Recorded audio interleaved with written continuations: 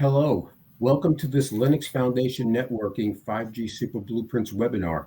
My name is LJ Aluzzi. I am a Senior Technical Community Architect with Linux Foundation Networking.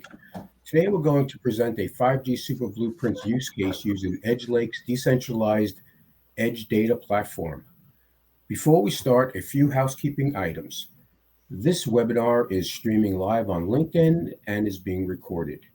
You can find the full recording afterward on the LF Networking YouTube channel. We encourage you to ask questions. If you have questions, drop it in the LinkedIn comments section anytime throughout the webinar. We've set aside the final 10 to 15 minutes for Q&A and we'll answer as many questions as we can. All participants are expected to follow the Linux Foundation Code of Conduct. Please keep the discussion respectful and constructive. And for today's agenda, we'll start out with an introduction about this webinar. And you also may be asking yourself, what is the 5G Super Blueprints? We'll cover that. We'll cover the value this use case brings to telcos and service providers. Then we'll dive into the technical details. After that, we'll show two production use cases using EdgeLake. We will then talk about how you can work with us to help develop this use case for the telco industry. And finally, we'll have questions and answers. Now I'd like to hand it over to my colleague, Kendall Perez. Thanks, LJ. Hi, everyone. My name is Kendall Perez. I am the program manager for LFN, and I'm here to just give you a quick introduction. So what is this webinar about? Today's webinar is about a fresh approach to a common problem using a concept called a super blueprint. A super blueprint lays the foundation for integrating various open source projects and blueprints for addressing a specific problem. The blueprint we will discuss today revolves around the need of end users to efficiently manage their data and how communication service providers can address this need while creating new revenue streams. So what will you learn from this webinar? The webinar will highlight common challenges organizations face when managing IoT and different types of data that is generated inside their distributed footprint. You will also hear why existing cloud-centric solutions fall short. We will explain how a super blueprint created by the Linux Foundation Edge and networking communities provides a perfect solution for this problem. You will also learn how both the end users and communications service providers can benefit from adopting this blueprint. So why is this important? The value of open source software is recognized by many industry verticals. However, the challenge of integrating and deploying open source technology in production remains a prohibiting factor. In today's webinar, you will learn how you can leverage the proposed super blueprint, or better yet, take part in shaping it for your specific needs. Back to you, LJ. Okay, so what is it? What is the 5G Super Blueprints? The 5G Super Blueprints is an LF networking project. It develops and promotes cross-community project integrations between open source projects relevant to the 5G technology space. The 5G Super Blueprint serves as the backbone of LF networking as the collaboration hub initiative. It's where open source communities, service providers, software vendors, and end users come together to collaborate on leading edge open source projects. Next slide, please. This slide represents the ecosystem for LF networking, LF edge, and LF connectivity. It encapsulates the core and cloud, the service provider edge, and the user edge. The 5G Super Blueprints are a series of integration projects that vary in scope and technology and operates across this ecosystem. Integration projects can be end-to-end solutions across this ecosystem or subcomponents within this ecosystem. Now I'd like to introduce Moshe Shadman, the CEO of EdgeLake. Hi, everyone.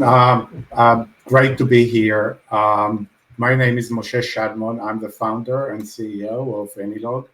EdgeLake is the company beyond EdgeLake, which is the product that enables what we will show you today. And we're very excited to work with the 5G Blueprint and with telco companies to bring it to customers. So just to put things in the right context, I'll start a little bit about what are the existing inefficiencies and challenges that companies are facing today when they need to manage data. And I'll take it I'll try to show and take it all the way to explain how the telco could provide the value here. So if we're looking at what the challenges that companies face today, we see first huge data volumes that are generated outside the cloud. And we all know as people that deal with data that when you have a lot of data, even simple problems are very complicated and expensive to solve. However, those data that is being generated is generated outside the cloud in different formats. The data is distributed in many places, and there are no data services that users could leverage outside the cloud to manage their data. So they end up with no much choice other than moving their data from the edge to the cloud. And that's the problem or the challenge that we are able to solve. And we think that the telcos are the ones that could bring it to the customers. So the question is, can the telco bridge the edge data to the applications? Can they solve the problem that exists today at the edge outside the cloud? And the answer is yes. With EdgeLake, this is the opportunity that we will discuss today, and we will show you how this could be done. So what would be the benefits to the customers, to the end users, with a solution that could service the edge data to the applications? Well, the first thing is real-time insight. I mean, there is so much data that is being generated today outside the cloud, and companies want to get insights and make decisions based on the data. Taking it to the cloud first makes it not in real time, and in many cases, too late. The second value proposition here is the immediate go-to-market today, and we'll show you a few examples of how we were able to transform the data into a setup where customers could extract insight from it, but we could do it also or deliver it as an immediate solution, something that customers could leverage and would be able to immediately leverage their data to get the insight and the decisioning that they need.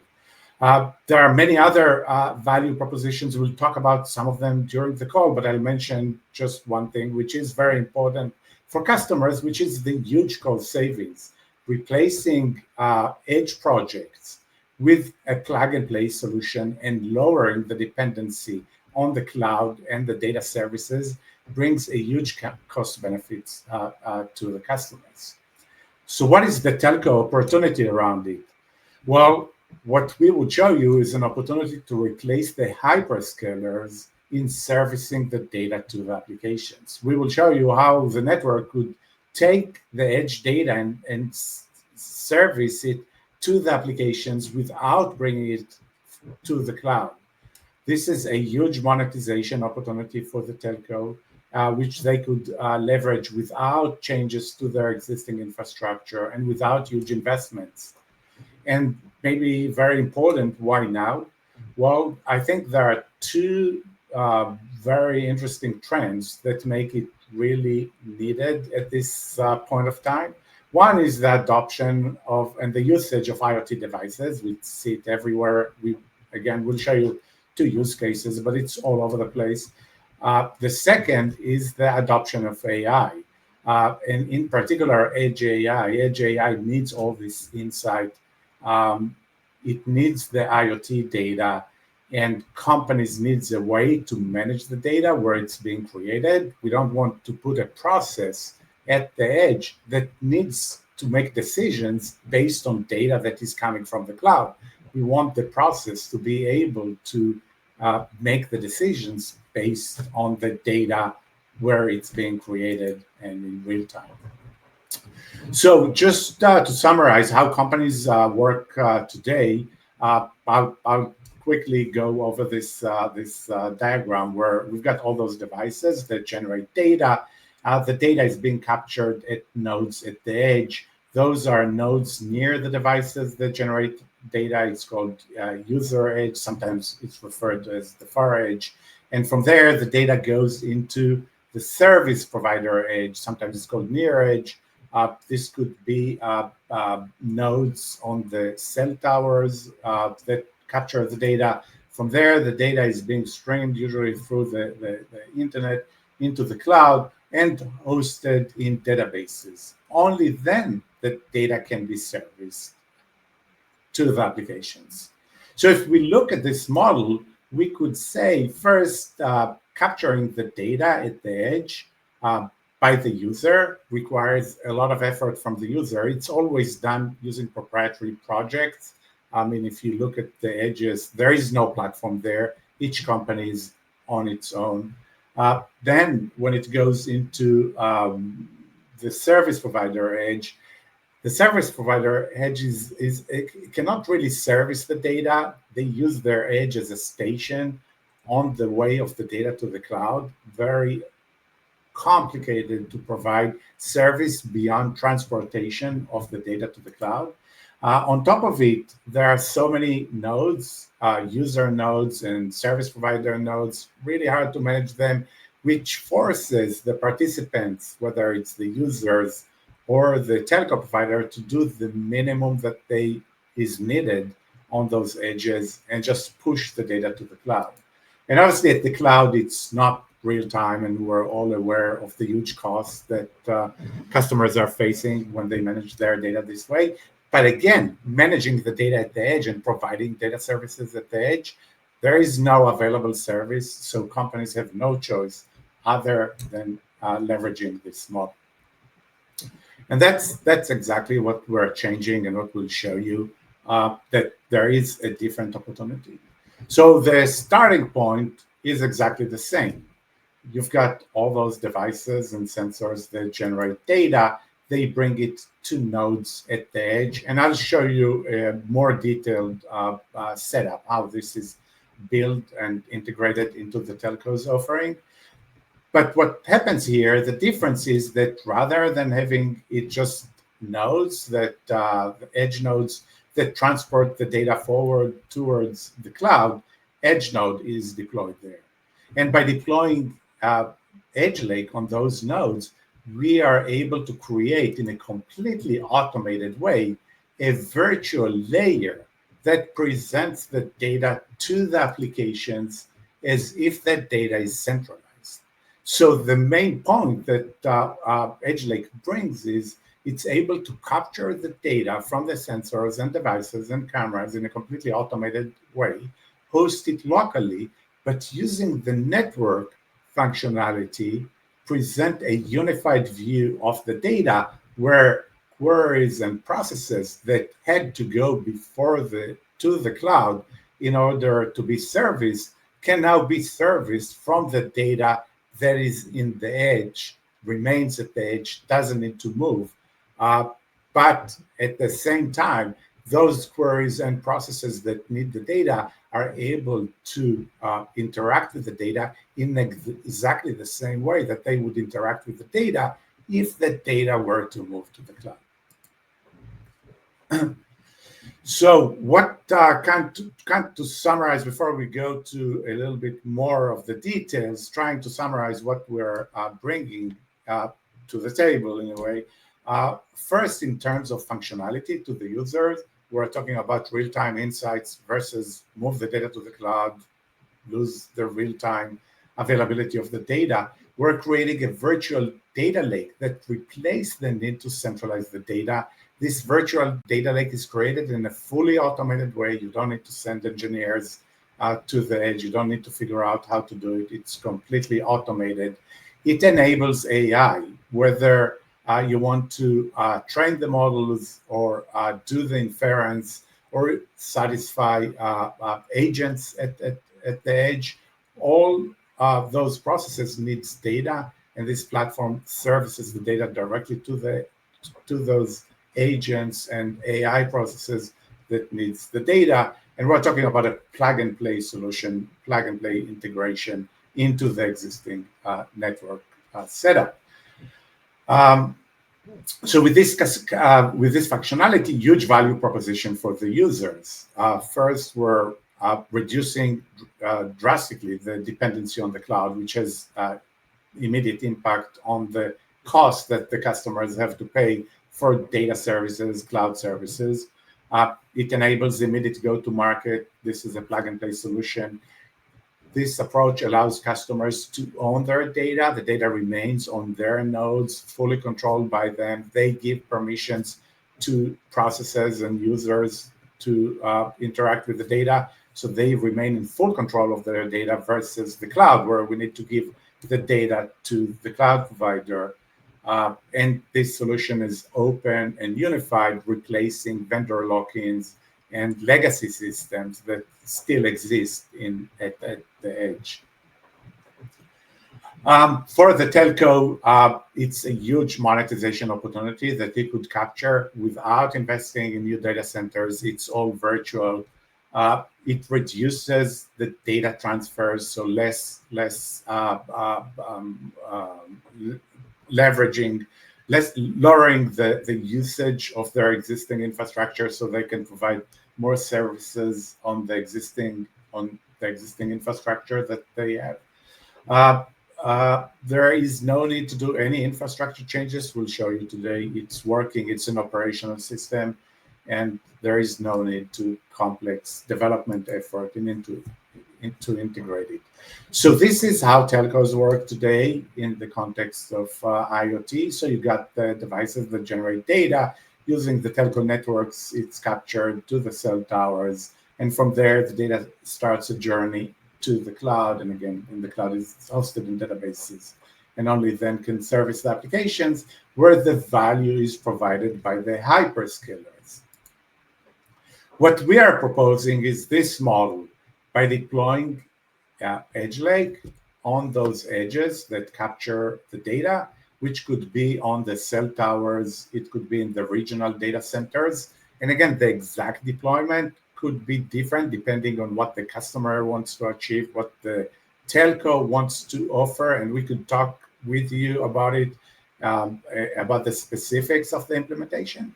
But by capturing the data there using EdgeLake, and again, the process of the data on each one of those edges is completely automated, we are creating a virtual layer that could service the data to the applications as if the data is centralized in the cloud. But the cloud is not part of this model. The data doesn't have to reach the cloud. It's being serviced by the network. So we're taking the role of the cloud providers that service today the edge data to the applications, and we're shifting the role from the cloud into the network. So the value is captured by the network. It's a huge opportunity for the telco providers. It's using the existing infrastructure. So let's look a little bit about the details, what's under the hoods. So this is a diagram of an edge node that EdgeLake is deployed on. What you see here is those boxes, which represent services that that EdgeLake brings to the edge. So today, the edge is missing the data services that the cloud offers. This is one of the reasons why companies move their data to the cloud. So at the edge, companies need to create a stack that would capture the data and deliver the functionality that they need. EdgeLake bridges the gap. Each node is deployed with services that companies only need to enable, so very similar to the cloud. And that would provide the functionality that each node needs to deliver. And the outcome is that streams of data from sensors and cameras are available to the applications as if they are centralized in the cloud, but there is no need to develop any proprietary code. It's all done using an automated way. So more specifically on the diagram, if I'm looking from left to right, you see all those things, whether it's sensors, PLCs, cameras that generate data, that are captured by a variety of APIs that EdgeLake offers, or you could capture the data using third-party software that is available there. Once it reaches into the EdgeLake node through one of those southbound connectors, the data is managed in an automated way and hosted in a local database on the node. But at the same time, the technology makes the data that is captured on the node available on a global layer, on a virtual layer, such that this data is available not only to the node and the processes on the node, but to any process that needs the data using the virtual layer that we showed before. So if we are going from right to left, there are northbound connectors that could service the data to the application. So you could connect to any node in the network using a variety of connectors, whether it's Kafka, REST, MQTT. You could use SQL to query the data. And when you issue a query to a node, this query could be satisfied not only from the data which is locally hosted on the node, but also from the global setup, from the virtual layer, which means that your request or query would be satisfied from all the data that is part of the data set that satisfies the query, regardless of the node that hosts the data. And we'll show you some use cases to make it more tangible and more concrete. At a high level, we could say this platform is being used to predictive maintenance. It could service the telco in specific use cases, whether it's O-RAN, it could manage the base station data, the radio intelligent controllers, and so on. It's a platform that would service the data to AI, whether to provide the data to the training process, to the inference process. It delivers real-time insight and information to agentic AI if customers deploy agents in its setup. And we've got the setup supporting federated learning. There is a lot of information on each one of those topics. So if anyone is interested in that, in how to leverage EdgeLake to enable AI, please reach us to us after the talk. And with that, I'll let, we've got two very, very exciting projects that are using EdgeLake. A smart city deployment that was done in the city of Sabetha, and a deployment of ships on France and Switzerland rivers. And we're very happy to host here the integrators that have deployed it, Michael and Etienne. So with that, I'll let Michael take it over and talk about the smart city deployment. Michael, you're muted. Yeah, okay. Thank you. This is a use case based on the city of Sabetha, Kansas, small community, northeastern Kansas. At Sabetha, a legacy system presented the city with some issues to address. We were using a common legacy HMI and historian integrated with PLCs for monitoring and reviewing historical trends and reports for the city utilities. The city of Sabetha replaced old technology with a modern data solution for the city power plant, water plant, and wastewater plant. Problems the city of Sabetha faced include siloed systems, lacking reliability and accessibility. You had to be basically on premise with the right people at the right time. Limited visibility, preventing early issue detection. They had and continue to have a retiring, experienced workforce, as well as fewer resources. We seem to be seeing that more often. And reactive maintenance, as well as the loss of experienced workers, led to various failures, some more major failure events, costly repairs, premature equipment replacements. You find your way through those, but it certainly increases blood pressure in a few people. Solutions they looked for, they needed a modern solution that is affordable, supportable, and can integrate additional value-add functionality from any vendor. They are interested in taking advantage of Industry 4.0 technologies, a variety of them, to further assist with removing risks, obstacles, helping out with workflow with younger resources. However, they need a data foundation first. And part of your data strategy is going to definitely be thinking about your foundation.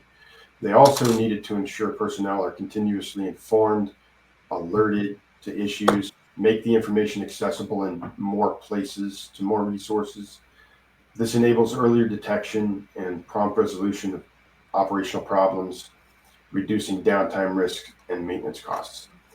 We started, per this slide, by going to a cloud native solution that we initially thought of that as the digital transformation solution path we wanted. However, for reasons previously explained, we ran into problems and concerns. To summarize, there were various functional problems, technical support challenges, and while the ingress of data can look very cost effective with the cloud, there are cost risks associated with cloud data services, integrations, picking up a lot of random devices one at a time. There's some unknowns and very risky costs that can add up there, and support.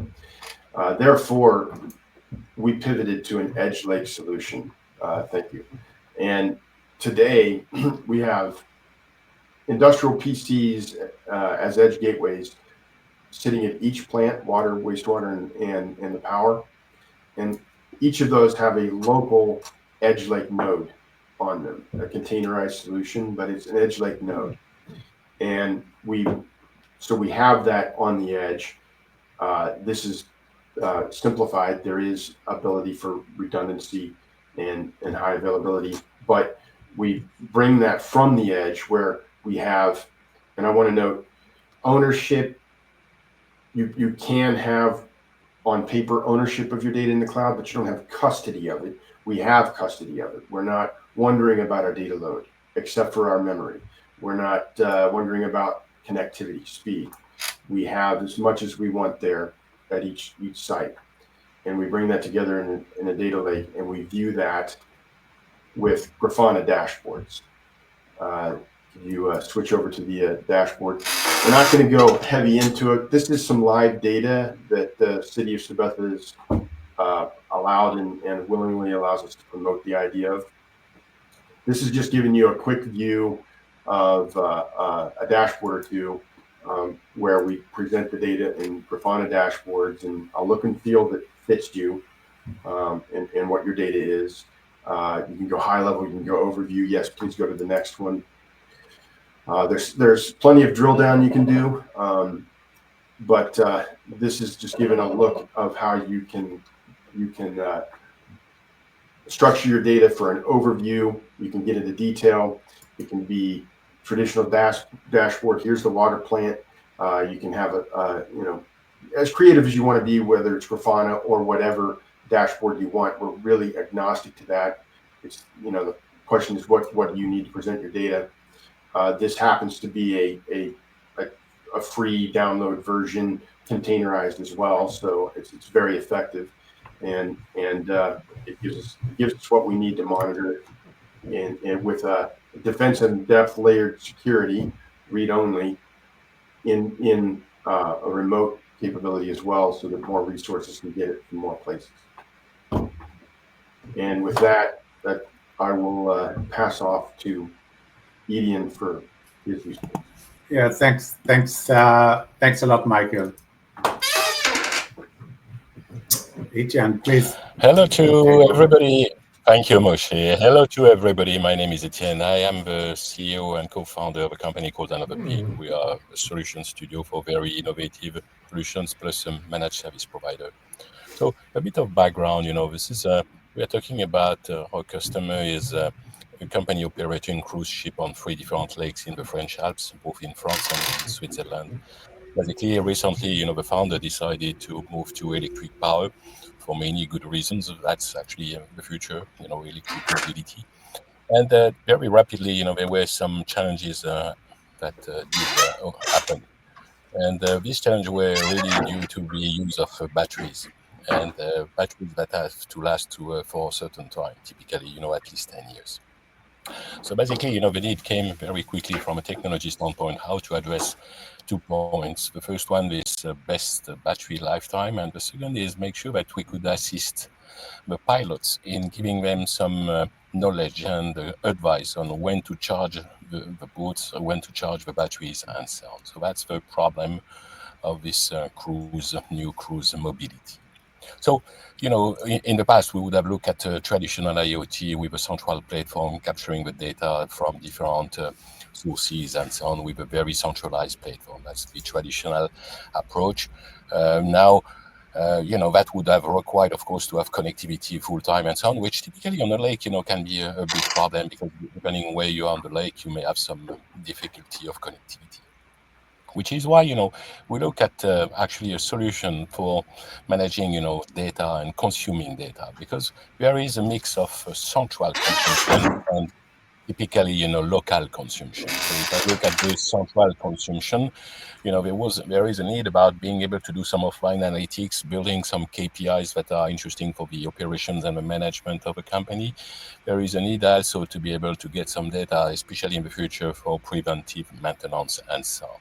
But there is also a need for local data processing and capacity to use the data locally, especially while on a cruise. So, having a centralized platform would have been actually a source of problem and would have been actually, first of all, old style, but also, would have brought a lot of, let's say, additional cost, which is why we decided to go to a new approach, which was saying, okay, no, first of all, no centralized data. We need to have data locally, but also not just raw data, but what we call refined data and be able to store it locally.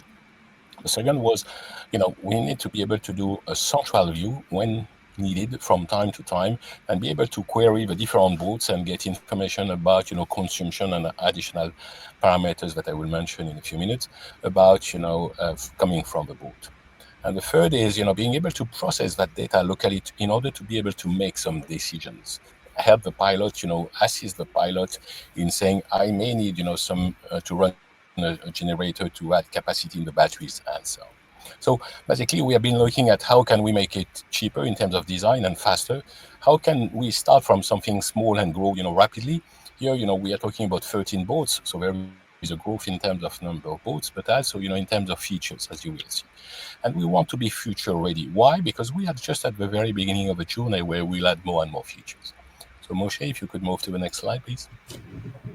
So we want to get those chips smarter. And if we look, what's under the hood, in order to do that, basically, we decided to put an edge, basically in each boat, what we call the boat edge. That includes a certain number of functions, including, of course, EdgeLake technology. And this boat edge, basically, is connected to, first of all, to the BMS today, the battery management systems, and to the pilot control dashboard. It's an application, that basically provides information about the cruise, where we are adding some especially decision-making parameters to help the pilot to know, when should I start to use the generator, or should I be careful with my battery? Am I going too fast? So what is interesting here is that we are storing data locally, in those boat edge. And there is, in the operations site, basically another edge where we have two main applications as of today. The first one is the analytics of what is called the state of charge, state of health of every single battery of every single boat, cruise boat, where, we could analyze. And remember, the goal is to make sure that the state of health, in other words, the capacity for the battery to last, is being kept. And then, we want to build a model in the future to help actually optimize the use of the battery. So this is a configuration that we want to be able to make evolve, especially in terms of additional sensors, typically pollution sensors, but also add different type of consumption model by different, I would say, persona in the architecture. So this is something where we have been promoting also the use of open data in the future, so that people can connect actually outside of the organization. They could connect to this typically both edge and different type of data. Thank you. Thanks a lot. Thanks a lot, Etienne.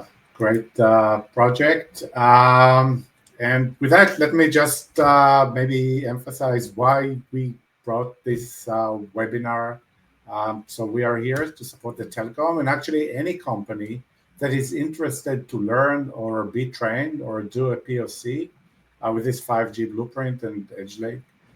We've got a lot of experience on how to not only deal with data at the edge and how to integrate it into the needs of the customers, but also how to position it and deliver the message to the customers and how to explain to them the value proposition, which I think if it's being brought to the customers in the right way, it's almost a no-brainer type of proposition.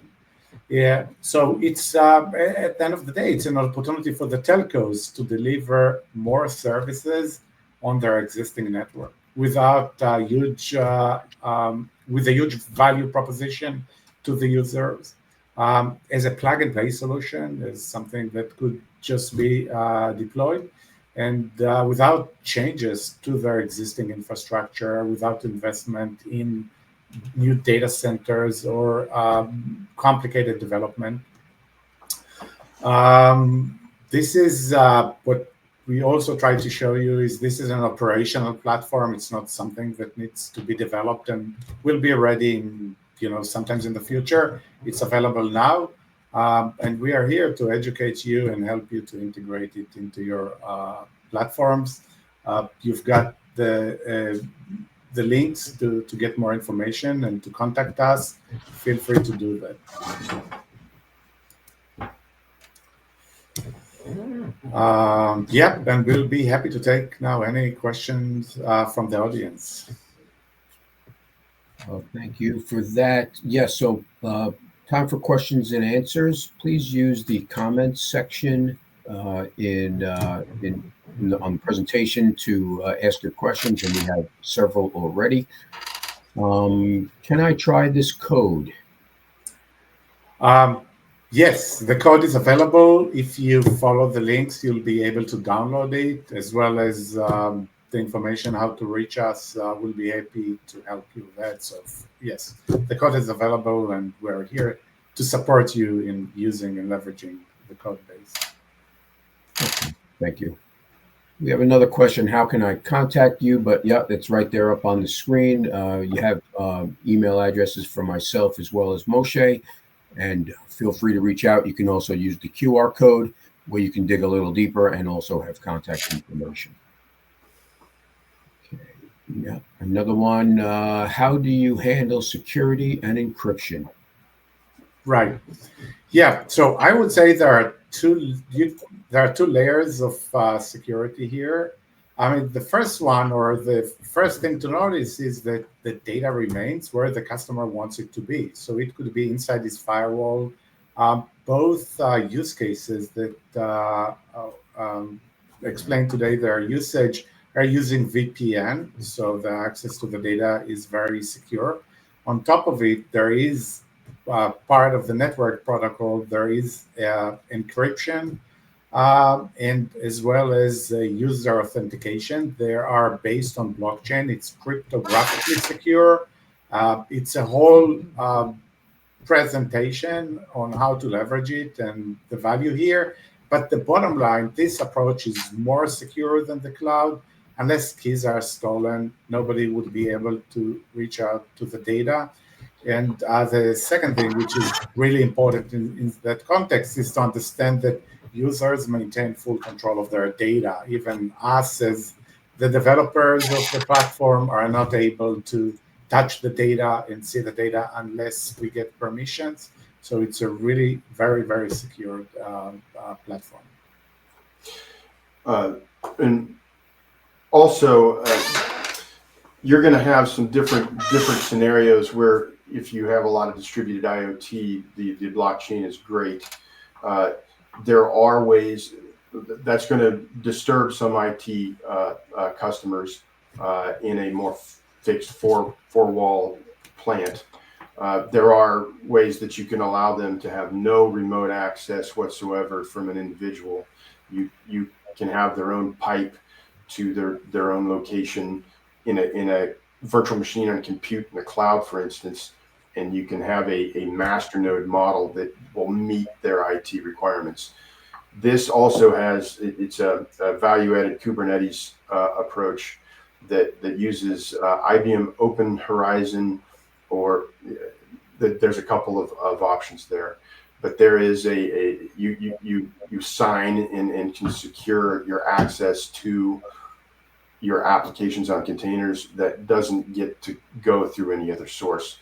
And that's a couple of additional examples where you have several defense in depth layers, and then of course at the edge is Linux as a base that you can utilize and build on. Yeah. Okay, thank you. Next question. What is the resources needed at the edge, and are they dependent on the application? Yeah, that's a great question. So no, so EdgeLake is architected such that it could work from a small switch all the way to the largest server. So we've got deployments on routers and switches at the same time on large servers at the edge or in data centers. So it's very flexible. The footprint and the resource requirements are very slim, and it's not dependent on the applications. I mean, we've got different applications and agents that use the data. There are no requirements, and it could fit whatever the customers want to leverage in terms of hardware resources.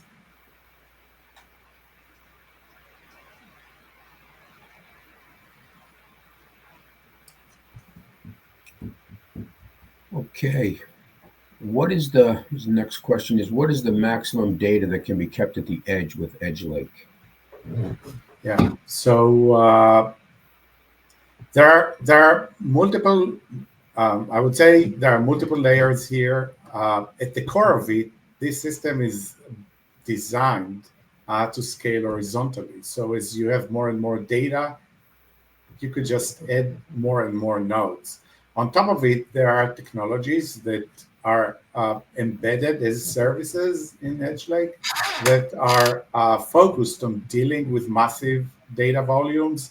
So we've got aggregation functions. So for example, if you're reading at a high frequency the oil level from a tank, right? So we've got the deployment in oil rigs, and some sensors show data that frequently change.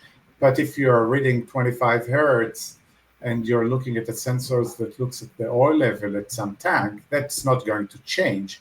So instead of having thousands of reads in a minute, you could just, using the services that EdgeLake offer, you could summarize it and say, in the last minute, I read 100 times, and the value was X.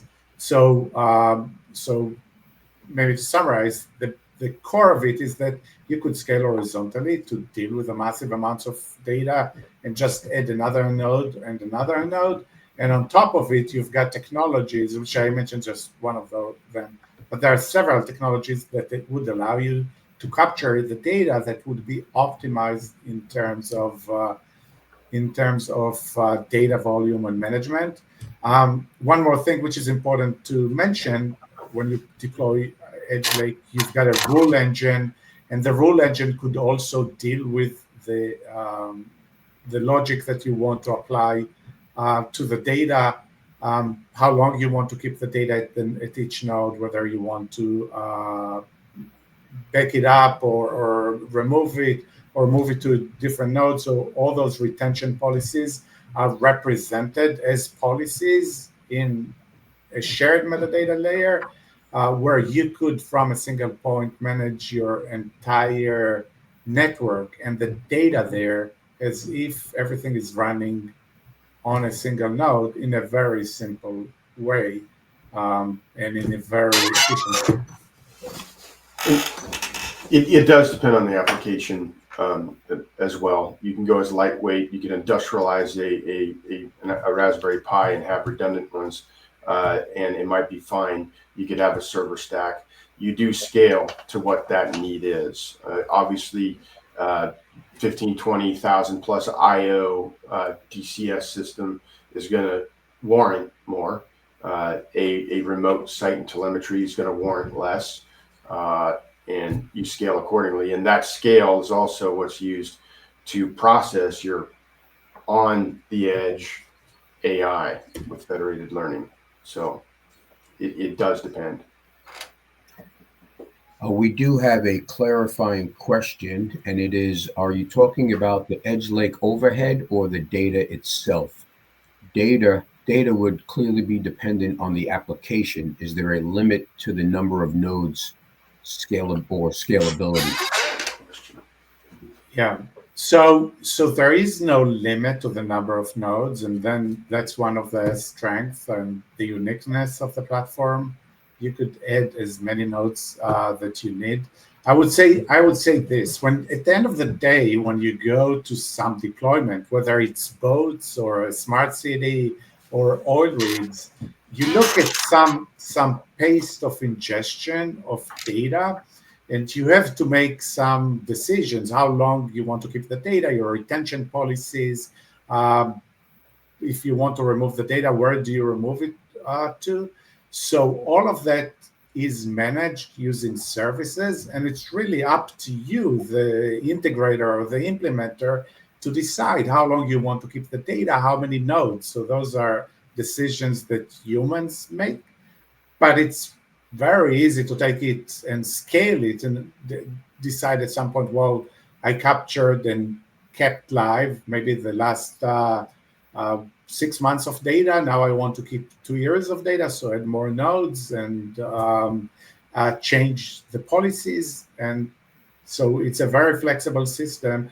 There are no, I would say, limits other than the limits that you decide to implement when you decide how many nodes you want to deploy to satisfy a specific setup or a specific application. But it's very flexible, and I would say we haven't seen a use case or a customer that wasn't able to take EdgeLake and adapt it into what he wants to accomplish. I was talking in my case when I mentioned the IO count. I was talking about the data itself at the edge, however many nodes you want to be redundant. The overhead part, lightweight. Okay. What language are the rules written in? So EdgeLake has a rule engine, and it's the rules are in a native EdgeLake language. It's really simple. It's documented. It's you could think about it as the entire, I would say, the entire setup is controlled by native commands, which are provided to the rule engine or to the CLI by the users when they configure and deploy the nodes. It's a very simple scripting language, which takes no time. There is dynamic help, very easy to leverage those codes. How big, excuse me, how big is the agent that is run at the edge, and how complex is it to plug it into the local data source? Yeah, the agent is part of the EdgeLake deployment, which is very small in terms of memory footprint and resources. Like I said before, we have deployment of EdgeLake and the rule engine on switches and gateways, so it doesn't require too much resources. It's all the deployment is, all you need is to deploy it and enable the services. There is no complexity. People deploy EdgeLake in large setups, places that require many nodes. They could deploy it in hours and days. There is no decision to make other than these are the services that I want to enable on each one of my edge nodes. Okay, thank you. That's the last question. One last chance for questions. If you have one, type it in the comments. Otherwise, thank you to all the presenters, and thank you everyone for attending.